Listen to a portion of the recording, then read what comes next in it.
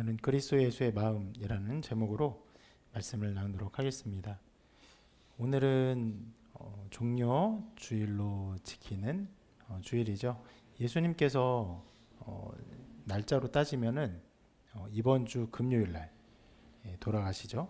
그때 십자가에 죽으시고 금요일에 죽으시고 토요일을 지나 주일에 부활하십니다. 그리고 이러한 일련의 사건이 있기 전에 종려 주일 오늘 예수님께서 예루살렘 성에 입성을 하십니다. 그래서 입성하신 후에 실은 정말 얼마 되지 않아요. 들어가셔서 거의 5일 만에 모든 사건들이 벌어지고 예수님이 죽으시죠. 그래서 그런 예수님의 죽기 전 예루살렘 성에 입성하신 날을 기념하여 오늘의 예배를 드립니다. 그래서 통상은 예수님의 입성의 장면의 말씀들을 함께 나누고는 하는데요. 또 그러면서 더불어 내일부터 시작되는 고난주간, 예수님께서 이 고난당하는 모든 일을 어떻게 걸어가셨는지, 그 일이 어떻게 이루어졌는지를 쭉 살펴보게 되는데, 이 고난의 의미를 살펴보는 주간으로서 예배를 드리기도 합니다. 그래서 오늘 우리가 오늘 함께 아까 본 본문 말씀을 통해서 예수님께서 자기를 어떻게 낮추셨는지, 예수님께 일어난 그 모든 일들, 사람들에게 잡히시고 제자들에게 배신을 당하시고 그리고 매맞고 그리고 치욕을 당하시고 십자가에 죽으시고 하는 이 모든 일들은 우연하게 벌어진 일이 아니라 예수님 스스로가 자기를 낮추시고 자기를 그 고난 가운데 내어 두셨기 때문에 벌어진 일들입니다.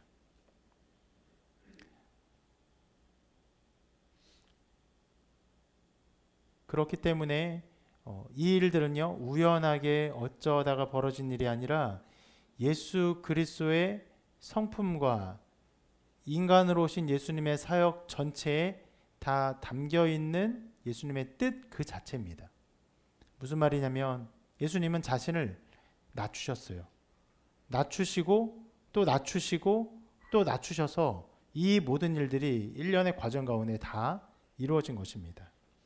그 예수님의 낮추심을 오늘 말씀이 보여주고 있는데, 아까 우리가 함께 읽은 성경 본문은요, 성경에서 가장 대표적으로 예수님이 자신을 어떻게 낮추셨는지를 보여주는 구절입니다. 먼저 이 말씀은요, 이렇게 시작을 합니다. 그는 근본 하나님의 본체시나 하나님과 동등됨을 취할 것으로 여기지 아니하시고 오히려 자기를 비워 종의 형체를 가지사 사람들과 같이 되셨고. 바울이 이 빌립보서를 쓰면서 예수 그리스도를 뭐라고 표현합니까? 하나님의 본체시다라고 표현을 합니다.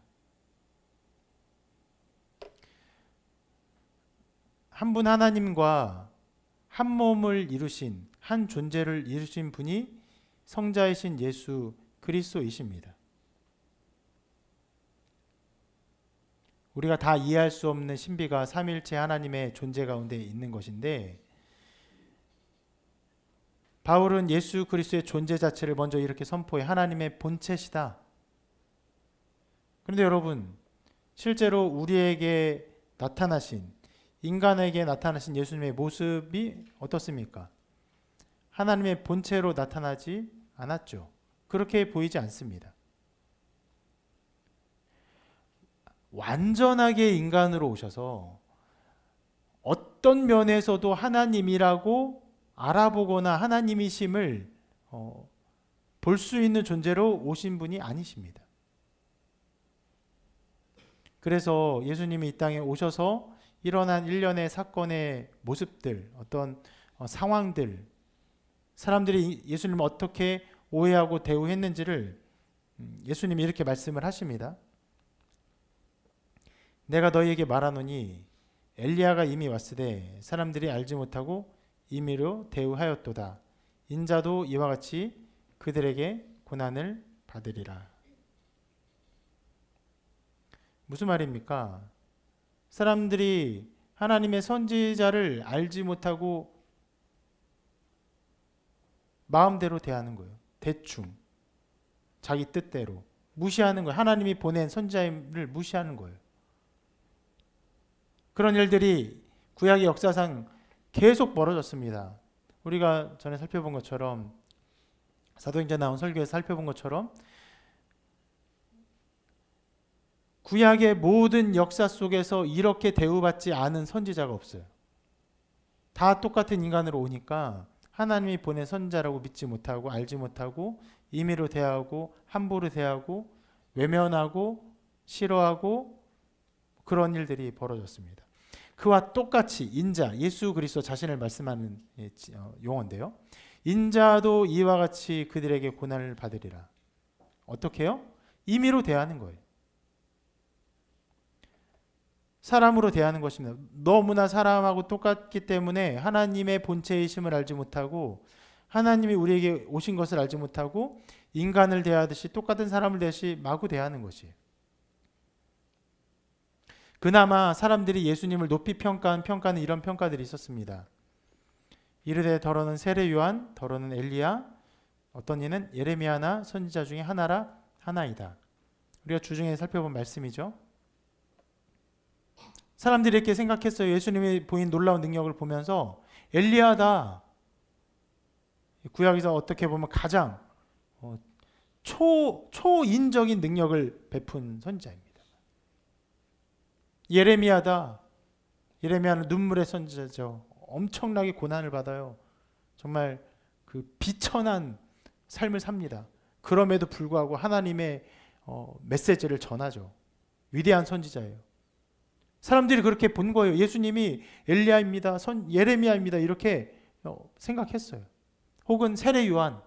이 말을 할 때 세례 요한은 얼마 전에 죽었어요.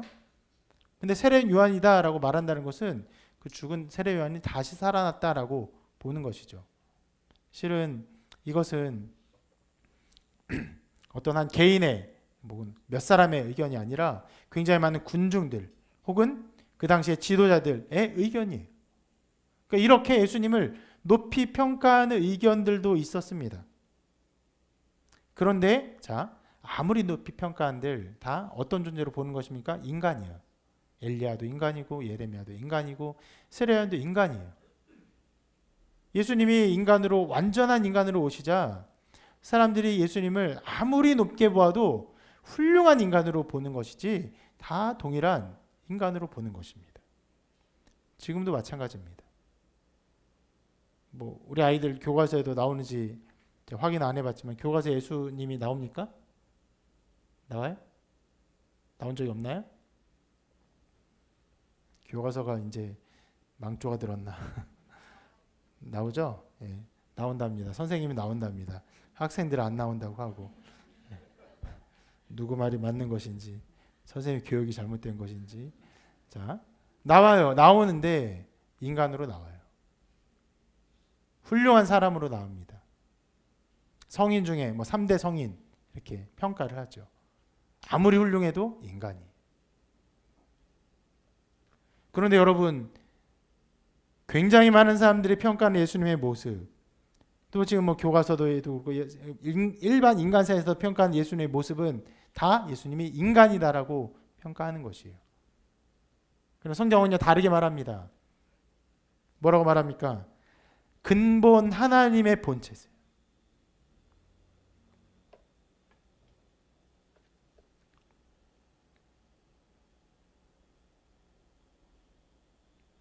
모두가 예수님을 인간으로 알 수밖에 없겠지만 인간으로 오셨기 때문에 인간으로 볼 수밖에 없겠지만 인간의 그 베일 안에 가리워져 있는 실은 예수님 스스로 그것을 감춰 놓으신 신성의 본질을 보고 발견한 사람들은 이분이 하나님의 아들이심을 알죠.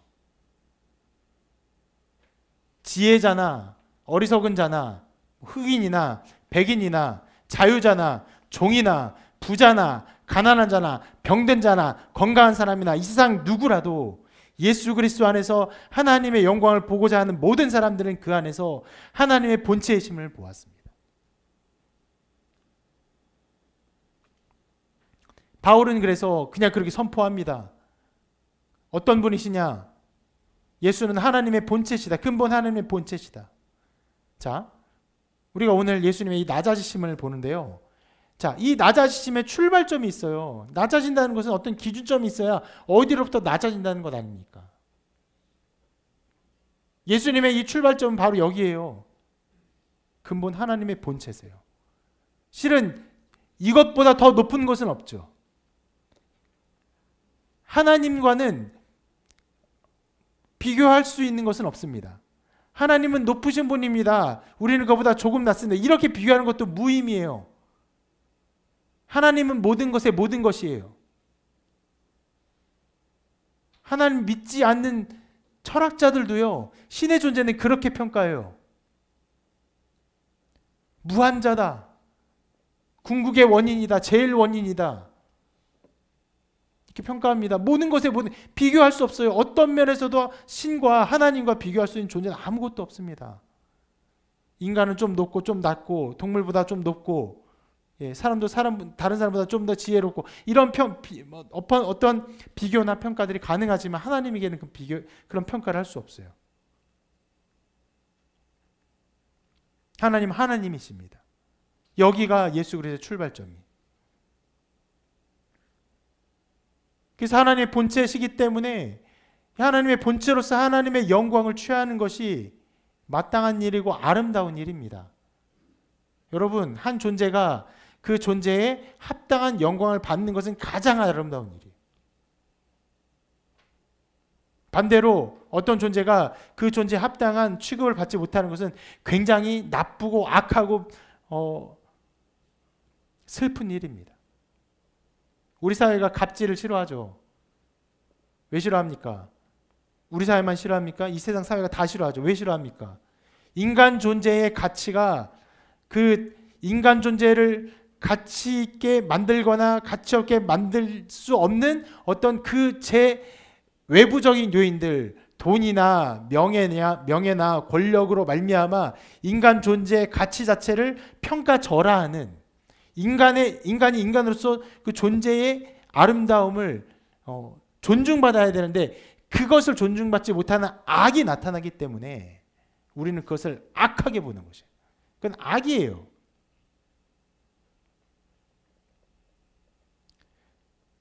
근데 실은 그 가치가 그 가치대로 인정받지 못하는 것이 정말 악인데 인간에게도 그것이 악이라고 한다면 근본 하나님의 본체이신 예수 그리스도께서 하나님으로서 그 영광을 받으셔야 하는데 그 영광을 받지 않으시는 것 자체도요, 엄청난 일입니다. 어떤 면에서는 우주가 무너지는 것보다 더 큰 일이죠. 우주가 아무리 광대한들, 우주가 아무리 오래되었다 한들 우주는 유한자입니다. 우주 한계가 있어요. 하나님 한계가 없습니다. 하나님 무한자세요. 영원하신 분이세요. 시간 위에 계세요. 그런 존재가 그런 존재에 합당한 영광을 취하지 못하는 것은요, 엄청난 일입니다.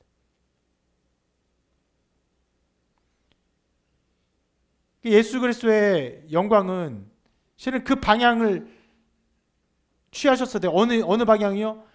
한없이 영광스러운 성부 하나님의 그 높음을 향해 있었어야 돼요.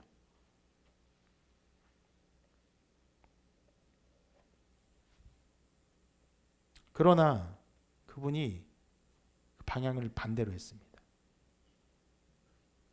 반대의 방향으로 자기를 향하셨어요. 말씀이 이렇게 말합니다. 자기를 비워 종의 형체를 가지사 사람들과 같이 되셨고,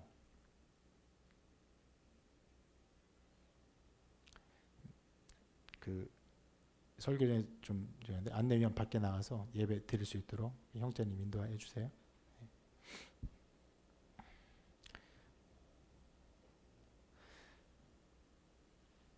여러분, 이 말씀에 자기를 비워 형체를 가지사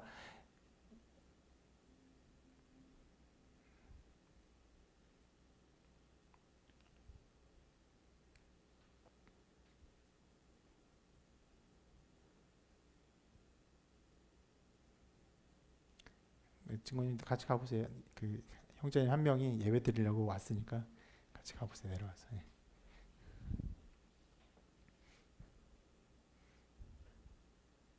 이 말씀을 그냥 보면은 그래 내가 어떤 것을 가져야 되는데 그래 마음을 비우자. 여러분 예수님이 자기를 비우신 그 영광의 아름다움을 우리가 어떤 욕심을 비우고 마음을 비우는 것과 비교할 수 있는 것은 아닙니다. 사실 우리는요 그래 마음 비우자 해도 비워집니까? 마음 비우자 하는 순간부터 집착하고 있는 거예요. 정말 비울 생각이면요 이미 비우자는 개념이 생각나지 않아요. 이미 비워져 있었어야 돼. 비우자 하는 순간부터 이미 집착하고 있고 거기에 연연하고 있고 거기에 애달하고 있고 그러고 있는 상태예요. 근데 그런 것과 비교할 수 있는 표현이 아닙니다. 우리가 인간이기 때문에 우리가 이해할 수 있는 언어로 이렇게 말씀해 주신 것이지만 그런 것과 비교할 수 있는 것은 아닙니다.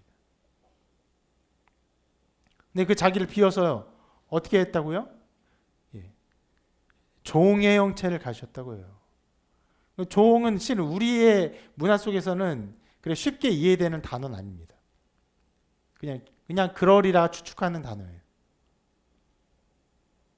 어떤 존재입니까? 종은요? 그래서 제가 일부러 한 소설을 읽어보기도 했어요. 미국에서 종으로 산 어떤 사람에 대한 소설. 그것이 어떤 감각인가, 어떤 개념인가를 조금 대리 체험해보고 싶어서. 주권이 없는 거죠. 자기 주권이, 자기 판단이 없는 것이에요. 자기가 결정할 수 없어요. 자기 앞길도, 자기의 삶도, 제 삶의 어떤 것도 자기 주권과 자기 선택권이 없는 것이에요. 그리고 일하는 것에 대한 마땅한 어떤 보상 따위도 없어요. 존재의 의미가 없는 존재 같은.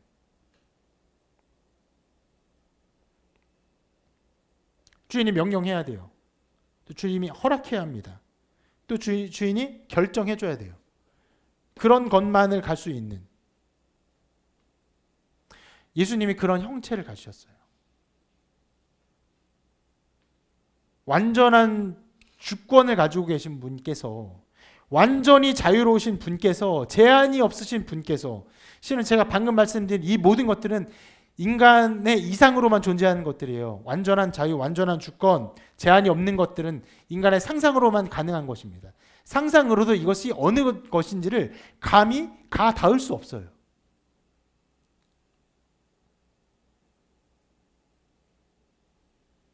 흡사 우리 아이들이 자유롭게 한다는 게 뭐야? 라고 물어본다면 우리 막내한테 물어본다면 뭐라고 할까요? 자유롭게 한다면 마음대로 불을 하는 거, 불을 패스하는 거, 뭐 그런 정도겠죠. 여러분, 우린 다릅니까? 우리가 자유를 생각하면 그것보다 더 뛰어난 자유를 생각하는 것 같지만 별 다르지 않아요.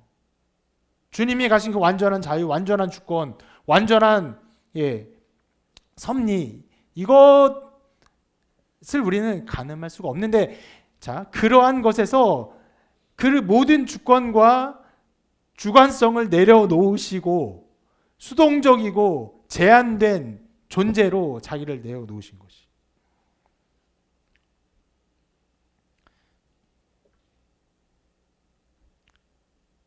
인간은요, 스스로 자유로운 존재로 생각하는데 살아가면서 점점 그렇지 않다는 것을 알게 됩니다. 여러 면에서 그런데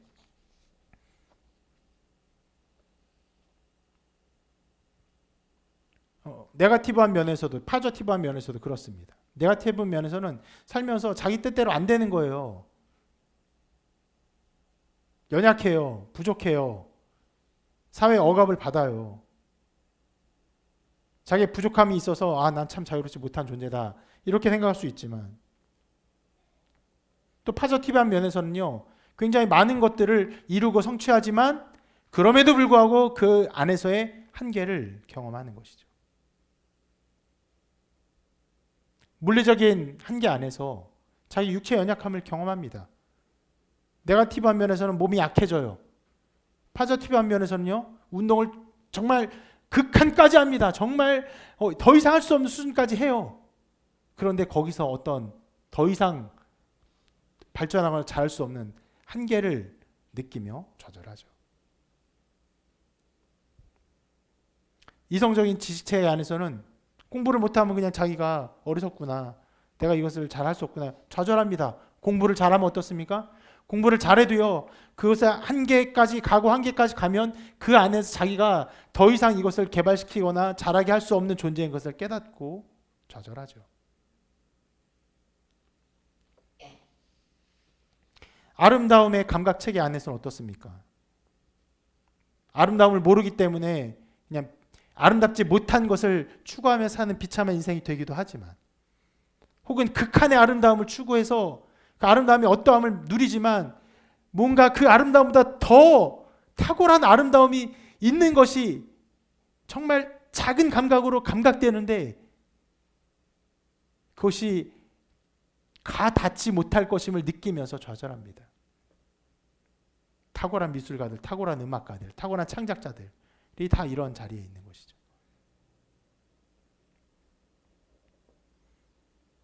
인간은요, 그렇게요, 이 한계의 선에 서 있는 존재라고 말할 수 있어요. 실은 동물은 그렇지 않습니다. 동물들은 그 한계선을 느끼지 못해요. 그래서 좌절도 없어요. 그냥 살아갑니다. 동물의 본능으로 살아가는 것이죠. 인간은요, 그 한계에 있어요. 더 자유롭고 더 탁월하고 더 아름답고 더 영원한 것들을 추구하며 실은 그것에 어떠한 맛들을 봅니다.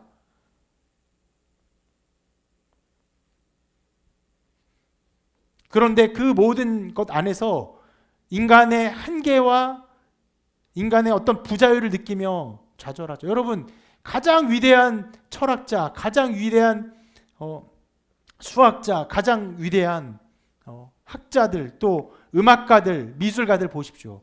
그 모든 사람이 무한의 자유를 누리며 무한의 아름다움을 느끼며 평안과 기쁨을 누렸는지, 아니면 인간의 한계 안에서 고통하며 괴로워하며 삶을 살았는지.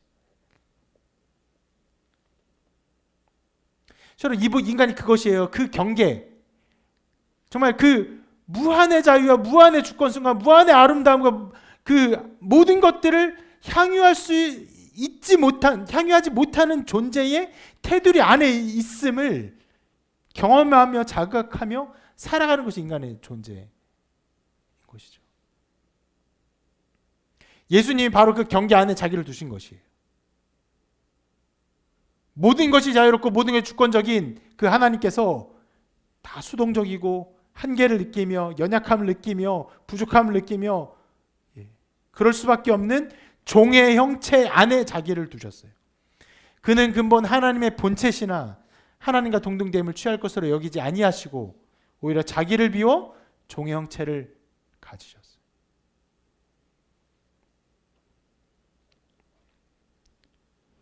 그렇게 사람들과 같은 존재의 자기를 두셨습니다.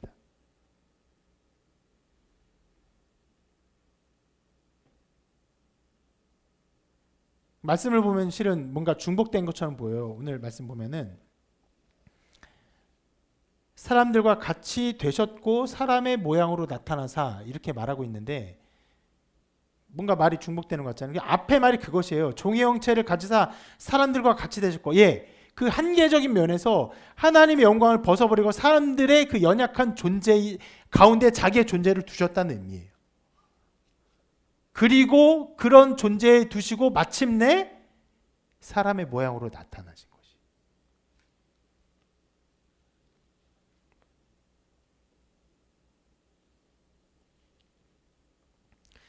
하나님의 영광을 버리고 그리고 그냥 사람이 되셨다라고 표현하지 않고, 하나님의 영광을 취하지 아니하시고 그리고 그 모든 연약함 가운데 자기를 두신 그 연약함 속에 계신 후 그리고 이제 마침내 사람의 모양으로 나타나셨다라고 표현합니다. 우리와 같은 존재가 되셨습니다. 그러니까 너무나 완전하게 우리와 같은 존재가 되셔서 아까 말씀드린 것처럼 모든 사람이, 정말 모든 사람이 제자들도 마찬가지예요. 예수님 죽을 때 세상의 모든 사람이 예수님을 그냥 인간으로 보았죠. 누구도 예수님이 하나님이시고 살아날 분이라고 알지를 못했습니다.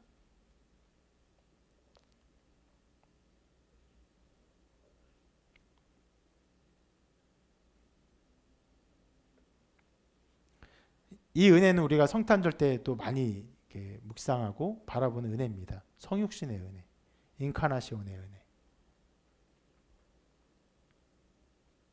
그리고 인간으로 오시고 그리고 또 낮추세요. 인간으로 오신 것이 이미 낮추신 것인데 또 낮추시는데 이렇게 말씀합니다. 자기를 낮추시고 죽기까지 복종하셨으니. 여러분, 우리가 이 말씀을 보면서 이미 하나님이 이미 예수 그리스도께서 정말 어마어마한 낮추심의 걸음을 걸으셨어요. 하나님의 본체시나 그것을 취하지 아니하시고 종의 형체를 가지 이미 엄청이란 말도 좀 부족해요. 정말 큰 낮아지심이 거기에 담겨 있는 것인데 그런데 사람의 모양으로 나타나시고 근데 또 말해요. 자기를 낮추시고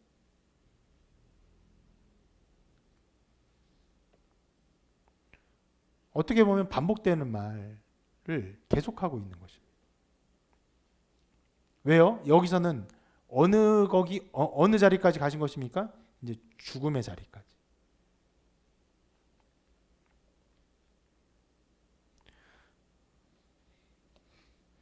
이 모든 진술이 실은 우리의 이성으로는 어떤 면도 다 이해할 수 없는 것들입니다.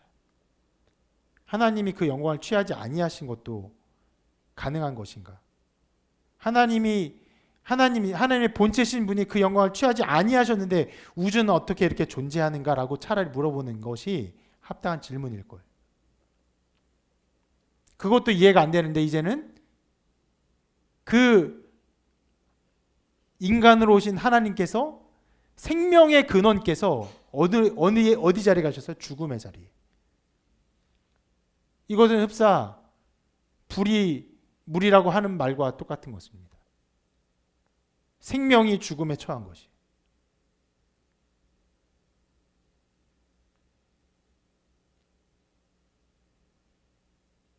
근데 그렇게 죽음의 길을 가시는 것이 엄청난 낮아지심이기 때문에 자기를 낮추셨다라고 다시 한번 진술하고 있어요. 주님의 낮추심의 이 모습을요, 이사야 말씀에선 이렇게 예언을 했는데 우리 말씀을 같이 한번 읽어보겠습니다. 읽겠습니다. 시작. 주 여호와께서 나의 길을 여셨으므로 내가 거역하지도 아니하며 뒤로 물러가지도 아니하며 나를 때리는 자들에게 내 등을 맡기며 나의 수염을 뽑는 자들에게 나의 뺨을 맡기며 모욕과 침뱉음을 당하여도 내 얼굴을 가리지 아니하였느니라. 이사야를 통해 예언된 메시아의 모습인데 어떤 모습입니까? 때리는데 맡겨요. 그러니까 때리라고 되는 거예요. 손을 뽑는데 얼굴을 갖다 대는 거예요. 뽑으라고 되는 거예요. 침 뱉는데요. 가만히 있어요. 가리지 않아요. 침 뱉음을 내놓는 거예요. 고난과 고통과 치욕과 순환에 자기를 다 내어놓고 그것을 적극적으로 임하고 있는 예수님의 모습을 보이고 있는 것입니다. 여러분, 어떤 사람이 자기를 해야 하는 자리에서 자기의 목숨이 위험한 자리에서 물러가지 않고 그것을 기꺼이 당합니까? 누가 어떤 경우에 그렇게 합니까? 그 고난과 치욕과 그 고통이 더 큰 어떠한 목적을 이룰 때 그러한 걸음을 걷게 됩니다.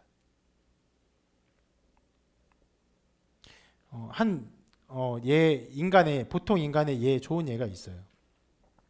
일제 치하에서 독립운동가들이 실은 이 이사야 말씀에 나온 메시아 예언과 같은 모습의 어떠한 것들을 보여주곤 했는데 여러 어떤 예화들이 있지만 안중근 의사의 어머니 조마리아 여사가 안중근 의사가 재판을 받고 그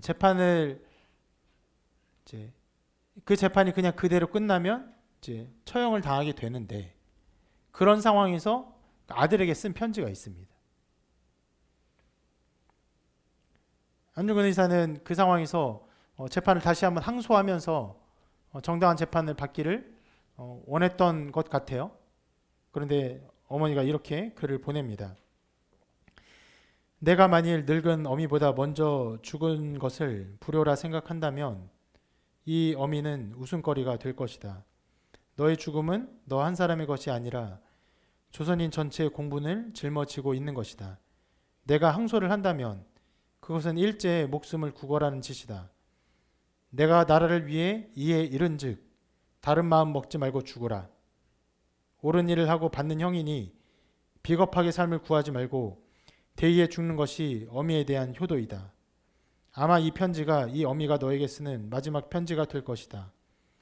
여기에 너의 수의를 지어 보내니 이 옷을 입고 가거라.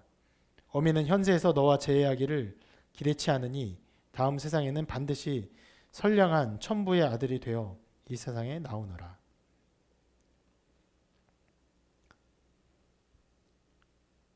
이 글 안에, 그 모든 상황 안에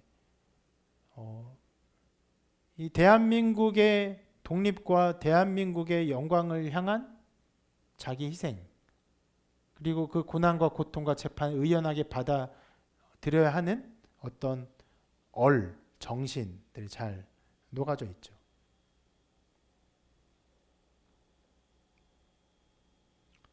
예수님이 이루신 것이 그와 같은 것입니다. 실은 그렇게 비교할 수는 없고 그거보다 더 탁월하고 더 영원한 것이죠. 예수님은 자기의 죽음을 통해서 더 큰 뜻을 이루기를 원하셨어요. 그렇기 때문에 그 죽음에 의연하게 자기를 내어놓으셨어요. 그래서 예수님의 그 죽음에 이르는 상황, 특별히 재판을 당한 상황의 모습을 성경이 이렇게 기록하고 있습니다. 예수께서 총독 앞에 섰으매 총독이 물어 이르되 내가 유대인의 왕이냐? 예수께서 대답하시되 내 말이 옳도다 하시고 대제사장들과 장로들에게 고발을 당하되 아무 대답도 아니하시는지라. 자, 여러분, 이 상황이 어떤 상황이냐면 예수님이 예루살렘 성에 입성하고, 그리고 내일부터 우리가 아침 묵상 방송마다 이 예수님 행적을 쭉 볼 겁니다. 예, 여러 일들을 하십니다. 성전 청소를 하고 또 여러 가르침을 가르치고 논쟁을 하고 하세요. 그러다가 목요일 밤에 가룟 유다가 배신을 해요. 예수님이 저기 있다라고 알려줍니다. 그리고 이 공회, 예루살렘에서 이스라엘을 다스리는 종교 지도자들인 공회원들이 사람을 파견해서 예수님을 잡아옵니다. 강제로 구인해요.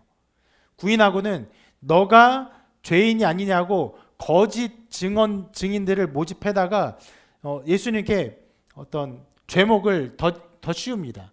그 공회의 죄목은 무엇입니까? 신성모독이에요. 내가 하나님의 아들이냐? 예수님이 그것에 인정해요. 그러니까 그 거짓 증언들과 다 앞에서 신성모독자라고, 이 사람은 죽을 자라고 결정을 합니다. 결정을 했는데 실은 예루살렘 공회가 예수님을 죽일 권한이 없어요. 그래서 로마 총독에게 넘깁니다. 총독에게 넘기면서 뭐라고 넘기냐면 이 사람이 하나님의 아들이라고 말합니다라고 그 죄목을 넘기면 나는 하나님을 믿지도 않는데 그게 무슨 상관이냐라고 반려시키니까 다른 죄목으로 넘겨요. 무슨 죄목이냐면 이 사람이 자기가 유대인의 왕이라고 합니다. 유대인의 왕이라고 하면서 그 로마의 통치를 거부하면서 반란을 일으키려고 합니다라고 거짓 죄목을 덧입혀서 보내는 거예요.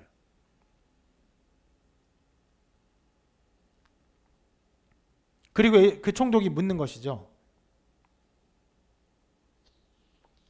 내가 유대인의 왕이냐? 이렇게 말하는 것은요. 그러니까 이제 본디오 빌라도가 예수님을 의심해서 물어보는 게 아니라 그들이 하는 모든 행태가 굉장히 종교적인 문제고 이게 합당치 않은 것을 알기 때문에 그들이 고발하는 이 고발의 내용이 정말 이게 맞는지 아닐 것이 확실한데 이것을 한번 공개적으로 물어보는 거예요. 내가 유대인의 왕이냐? 이렇게 물어보는 겁니다. 그런데 예수님이 뭐라고 하십니까? 실은 아니다라고 말해야 되는데 내 말이 옳도다라고 말씀하십니다. 이 안에는요, 실은 대단히 숨어있는 그 어떤 중의적 의미의 충돌이 있습니다. 빌라도가 먼저 내가 유대인의 왕이냐 물었을 때는 그냥 이 단어 자체의 의미라기보다는 이런 의미가 있어요. 내가 로마의 통치를 거부하고 유대인들을 자기들을 통치하는 왕으로 생각하느냐? 너가 정말 그렇게 자기를 인정하느냐라고 물은 것이에요. 근데 예수님이 실은 그런 중의적 의미를 가지고 이렇게 물어본 것인데, 예수님이 내 말이 옳도다 말할 때는 저 말을 옳도다라고 말한 것이 아니라 다른 의미로 대답하신 거예요. 예. 어떤 의미냐면은 이것입니다. 나는 유대인의 왕으로 온 하나님의 아들이며 이스라엘을 구원할 구원자 메시아이다. 유대인의 이스라엘의 정치적인 지도자, 정치적인 왕이 아니라 그들을 구원할 유대 백성들의 왕으로, 메시아로 온 존재다라고 대답한 것이에요. 그러면요, 여러분, 실은 예수님이나 빌라도나 다 그 중의적 의미로, 숨겨진 의미로 서로 대화를 한 것이나 다름이 없는데, 겉으로 나타난 이야기는 그냥 죄목을 말한 것이고 그 죄목에 대해서 인정하는 이야기로 결정되어 버린 것이에요. 재판을 받으면 굉장히 말 하나가 중요합니다. 그 한마디의 의미가 무엇인지 막 따져 물어요. 묻고 또 묻고 그것이 정말 그런 의미에서 했던 말인지를 따져 묻고 정말 그렇다고 한다면 이제 어마어마한 일들이 벌어집니다. 재판 과정에서 그래서 말이 많죠. 말의 의미를 찾아가는 과정들이에요. 근데 예수님은요, 말의 과정을 찾을 길을 가지 않으세요. 도리어 그 뜻을 알면서도, 오해받을 것을 알면서도 그것을 뒤집어 쓰십니다.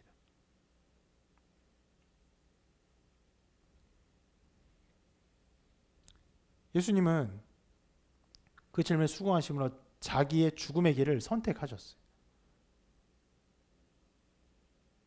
아까 우리가 본 이사의 예언의 말씀처럼 자기를 수치스럽게 하고 매질하는 그런 모든 것에 내어놓는 거예요. 그것을 피하지 않는 거예요. 맡기는 거예요. 그렇게 해라, 나를 죽여라라고 내놓고 계십니다. 빌라도는 예수님의 태도를 정말 이해 못했습니다. 왜냐하면 내가 유대인 왕이냐 했을 때 그렇다라고 대답한다는 것은요, 바꿀 수 없도록 예수님을 처형하게 하는 길을 가는 것이거든요. 그러니까 빌라도가 이상해서 이렇게 물어봐요. 이에 빌라도가 이래, 그들이 너를 쳐서 얼마나 많은 것으로 증언하는지 듣지 못하느냐. 그러니까 유대인의 왕이라는 말 속에는 어마어마한 말이 담겨 있어서 이것으로 너를 치려고 하는 것을 모르냐? 이렇게 물어보는 거예요.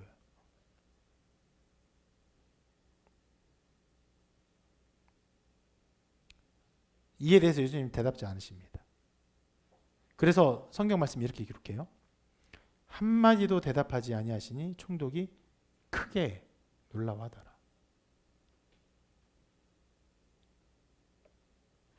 이해할 수 없는 길이에요.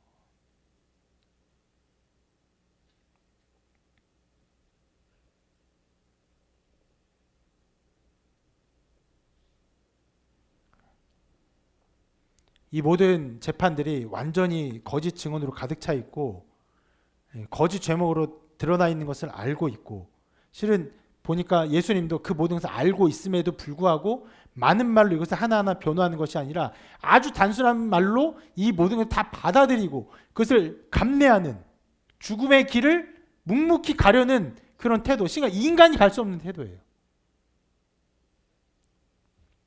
최근에 엄청난 사건이 하나 벌어졌는데, 어떤 아버지가 아들 둘하고 아내를 살해한 사건이 벌어졌습니다. 10살, 15살 아들 둘하고 40대 아내를 몽둥이로 쳐서 죽였어요. 한 명씩. 또 죽지 않으니까 또 칼로 죽였습니다. 그러니까 검찰이 사형을 구형했어요. 이 사회에서 완전히 격리시 사형해야 합니다. 그리고 이런 과정에서 그 사람이 말을 합니다. 내가 그렇게 했다. 근데 우리나라는 사형을 이렇게 실행하지 않는 나라 아니냐.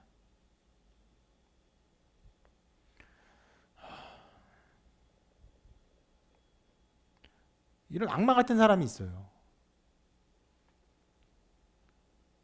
정말 죽어 마땅한 짓을 했으면서도요.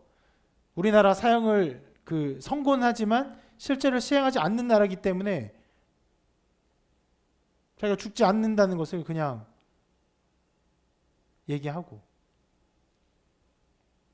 그런 악한 짓을 하고 죽어 마땅한 사람 짓을 했었어도 사람은요 본질적으로 자기의 생명을 구걸하고 그 삶을 영위하려고 해요. 정말 안타깝게도 수많은 자살자들 있잖아요. 특별히 가족들과 함께 자살하는 경우, 아이들을 먼저 부모가 살해하고 그리고 자기도 죽이려고 할 때 굉장히 높은 확률로 그 부모가 자기 죽음에 실패합니다. 왜 실패합니까? 자기 생명을 구걸하는 그것을 붙들고자 하는 그 끈질김이 있기 때문에. 예수님은 그렇지 않아요. 예수님은요 자기를 내어놓으셨어요. 총독이 도저히 볼 수 없는 사람이었던 거예요. 죄인도 아니고 죄도 없고, 그런데 그 죽음을 의연하게 받아들이고 그 길을 가는,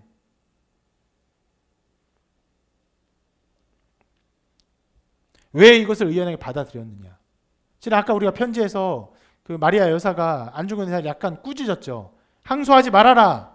항소하면 구걸하는 것이다. 너가 살면은 어머니가 도리어 수치스럽다. 약간 꾸짖는 내용이 들었어요.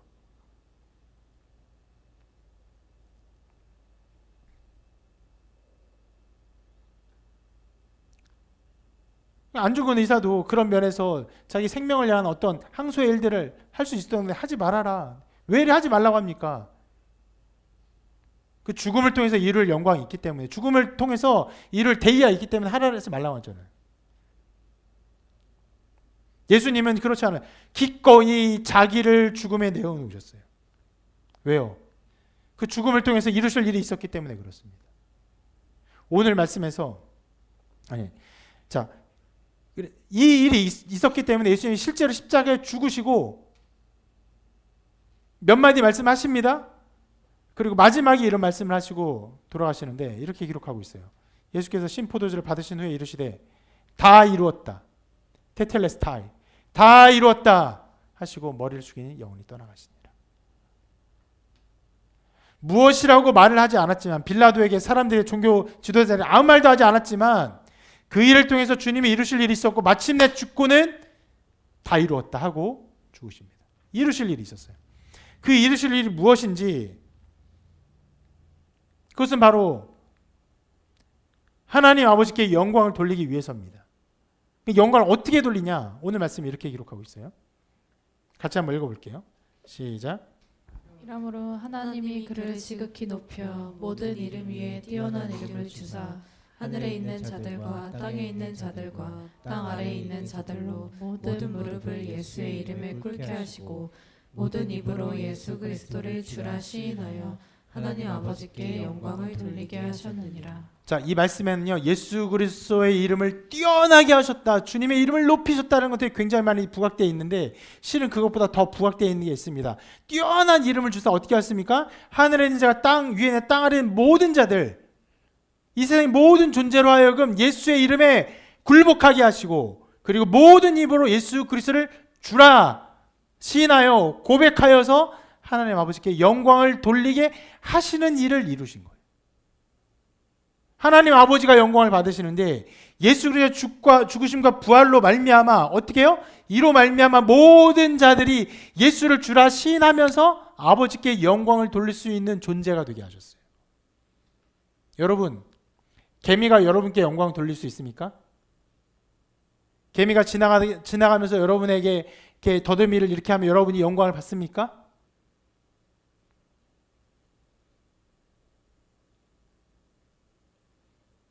우리 아이들이 아까 전에 나와서 율동을 했는데, 우리 첫째, 둘째, 셋째입니다. 우리 제일 꼬마인 막내가 율동 열심히 하고 예쁘게 찬양하면은 제가 그것을 기뻐하고 어떠한 영광됨이 있습니까? 있죠. 있습니다. 아들은 나에게 영광 돌릴 수 있어요. 이 모든 영광을 아버지께 돌릴 수 있어요. 돌아가신 우리 아버지께 나의 모든 영광 돌립니다. 나를 길러주신 어머니께 나의 모든 영광을 돌립니다. 그렇게 할 수 있어요. 왜요? 같은 존재이기 때문에. 같은 영광을 향유할 수 있는 존재이기 때문에 그렇게 할 수 있어요. 근데 보세요. 하나님 아버지께 영광을 돌리게 하는 존재로 우리를 만드셨다는 거예요. 예수 그리스도께서. 그리스도의 일이 없었다면 우리는 아무런 가치 없는 존재입니다. 이 어마어마한 우주 속에서 우리가 얼마나 작은 존재입니까? 영원한 시간 속에서 얼마나 찰나의 시간만 살고 가요. 우리가 얼마나 한심하면 서로가 서로를 그렇게 무시합니까, 인간이? 영원한 하나님에 비해서 우리 아무것도 아닌 존재인데, 그런데 예수님이 이 일을 이루셨어요. 어떻게 해요? 죽고 살아나사 그 예수 그리스도의 이름에 놀라운 능력과 영광을 주사 모든 사람들이 이 예수의 이름을 고백하게 하셨어요. 시인하게 하셨어요. 주라고 시인하게 하심으로 그렇게 시인하면 우리를 통해 하나님 아버지가 영광 받는 이 놀라운 일들이 일어나게 하신 것입니다.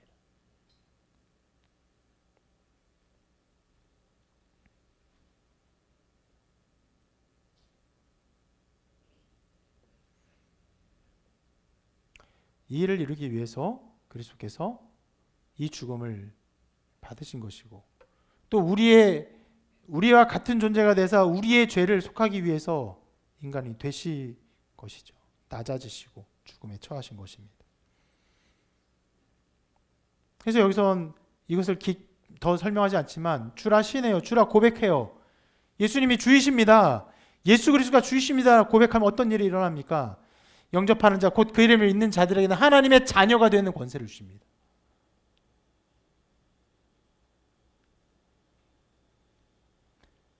여러분, 어떤 시험에 합격해 본 적 있으십니까? 어떤 테스트에 통과해 본 적 있으십니까? 그럼 내 존재가 달라지죠.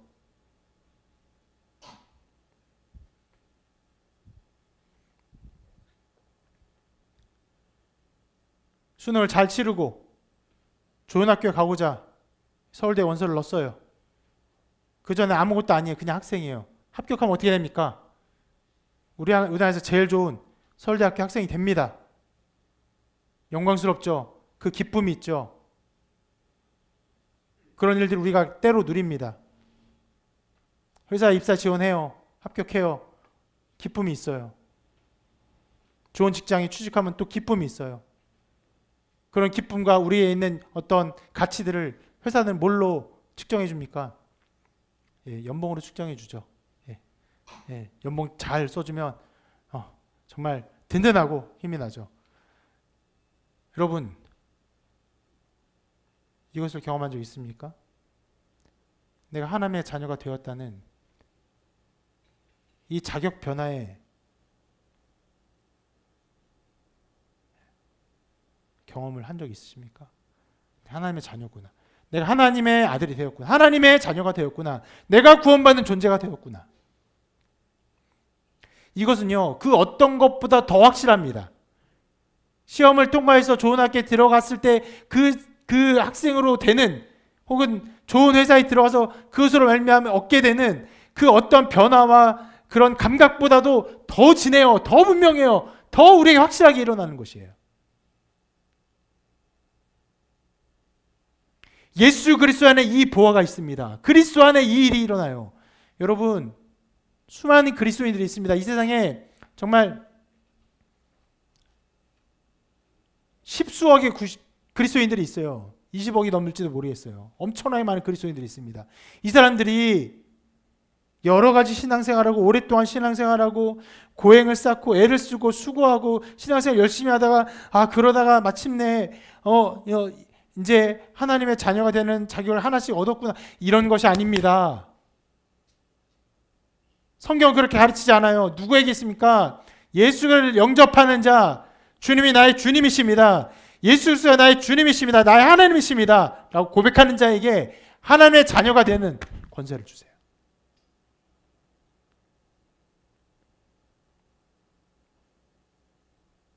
그렇게 쉽게요? 그 놀라운 일이 그렇게 간단하게요? 이상하게도 그렇게 일어납니다. 왜요? 실은 이게 인간의 힘과 노력을 가다할 수 없는 것이기 때문에 하나님께서 가장 탁월한 길을 우리에게 허락하신 것이에요. 그 반대로 실은 세상의 모든 종교들이 그런 것처럼 열심과 노력과 수고와 고행으로 이 길을 간다고 한다면 여러분이 유한자에서 무한자의 존재에 참여하는 그리스도의 몸에 접붙임 바 존재가 되는 하나님의 영을 받는 존재가 되는 그 특별한 자격을 얻기 위해서 수고하고 노력하고 애쓰고 기도해야 된다면 얼마나 많이 해야 될까요?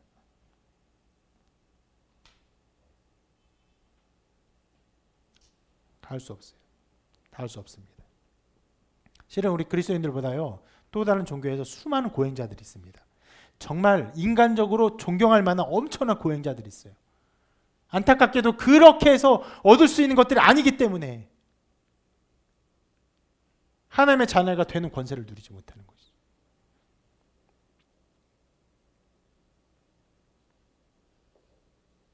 이 영광을, 이것이 영광이에요. 이 영광을 위해서 주님이 기꺼이 자기를 낮추신 것입니다. 예수님의 죽음 자체는 실은 우리가 이해할 수 없는 걸로 가득 차 있습니다. 생명이신 하나님께서 어떻게 죽음에 이를 수 있는가?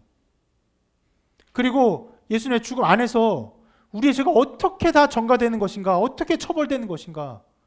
2000년에 죽으신 분이고 나는 여기 있는데 내가 죄가 어떻게 그렇게 된다는 것인가? 2000년을 넘어서 우리의 죄가 어떻게 그렇게 처벌되는 것인가? 이해하지 못해요.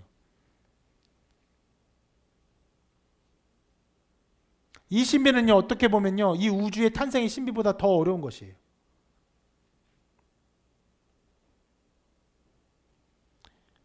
다 이해할 수 없습니다. 그런데 그럼에도 불구하고 예수 그리스도를 보고 주님 안에서 생명을 얻고자 하는 모든 자들에게는 이 놀라운 생명의 역사들이 분명하고 확실하게 일어납니다. 예수님이 죽으실 때 십자가에 달려 죽은 두 사람이 더 있었습니다. 우편과 좌편에. 그 중에 한 사람이 이렇게 말을 합니다. 예수여, 당신의 나라에 임하실 때 나를 기억하소서.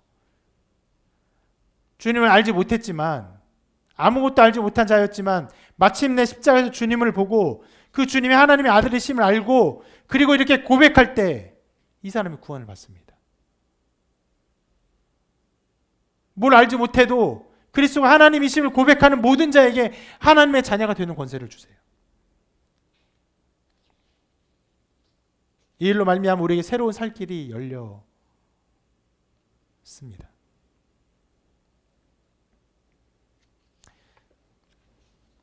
이 영광을 이루기 위해서 주님이 고난의 길을 가시고 죽음의 길을 가신 것입니다. 그리고 오늘 이 본 말씀에서 딱 한 가지를 더 살펴볼 것이 있습니다. 오늘 말씀 굉장히 놀라운 지점을 우리에게 말씀해 주고 있습니다. 실은 첫 절인데요. 첫 절에 이렇게 말씀을 시작하고 있었어요. 너희 안에 이 마음을 품으라. 곧 그리스도 예수의 마음이니. 여러분, 어쩌면 이건 굉장히 허무맹랑한 말입니다. 황당한 말이에요. 흡사 동네에서 어떤 꼬마가 볼을 차고 노는데 야, 너 메시처럼 공 차봐. 학교에서 도레미파를 배우고 있는데 야, 너 모차르트처럼 작곡을 한번 해봐.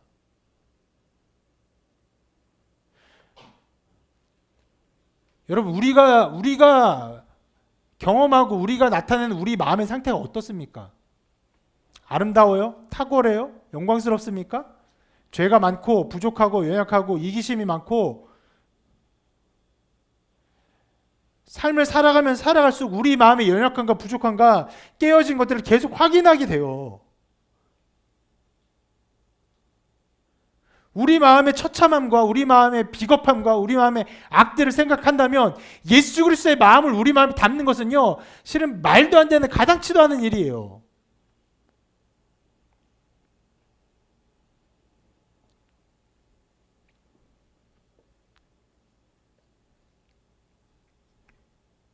아까 그 악마 같은 사람을 얘기했죠. 제가 그런 일이 벌어졌다고. 실은 그런 사람들 악마 같은 사람이다라고 표현하는 건 별로 좋아하진 않아요. 왜 그러냐면은 그런 사람은 우리와 다른 부류로 말하는 것이거든요. 저 사람은 그런 악마 같은 사람이고 나는 그렇지 않은 사람이고 그렇게 악이 나에겐 없어라고 말하지만 실은 인간은요, 그렇게 악마가 될 수 있는 그런 여러 가지 것들을 내재하고 있어요. 그것들이 자라고 열매를 맺다 보면 그런 이상한 일들이 벌어집니다. 얼마나 우리가 자기의 자존심 내놓기 싫어하고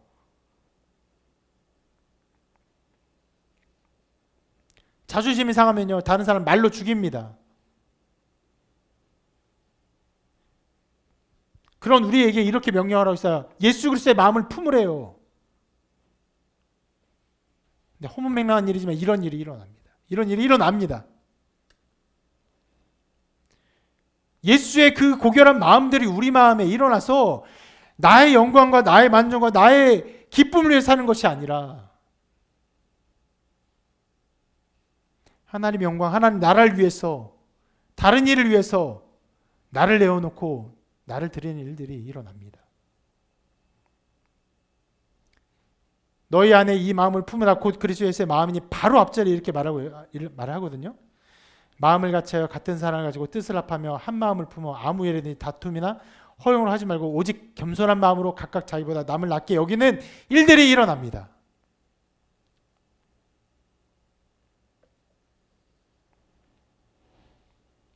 인간의 마음은 오랫동안 자기 생각 가운데 고착되어 절대로 변화되지 않지만 하나님 우리 마음을 내어버리지 않으세요. 우리 죄로 말미암아 괴롭게 하시고 예수 그리스도를 보게 하십니다. 그리스도의 마음을 우리에게 은혜와 은총으로 선물로 허락하여 주십니다. 사람이 변화됩니까? 됩니다. 변화됩니다. 스스로는 못해요. 하나님이 하십니다. 복음이 그 일을 합니다. 이런 일이 일어나기에 바울이 명하고 있습니다. 너희 안에 이 마음을 품으라. 곧 그리스도 예수의 마음이니. 여러분의 이 놀라운 일이 일어나기를 바랍니다.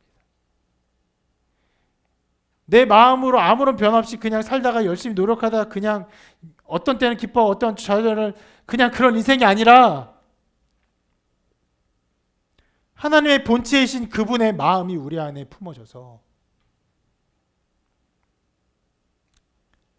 하나님의 나라를 기뻐 하나님께 영광 돌리는 이 특별한 은혜의 삶, 특별한 영광의 삶이 여러분 가운데 나타나게 되기를 바랍니다. 이 마음을 우리에게 주시기 위해서 그리스도 예수께서 그 본체를 하나의 본체시지만 그 영광을 버리시고 우리에게 오시고 자기를 내어주셨습니다. 주님 안에서 이 놀라운 열매를 맺는 여러분 되시기를 주님의 이름으로 축원합니다.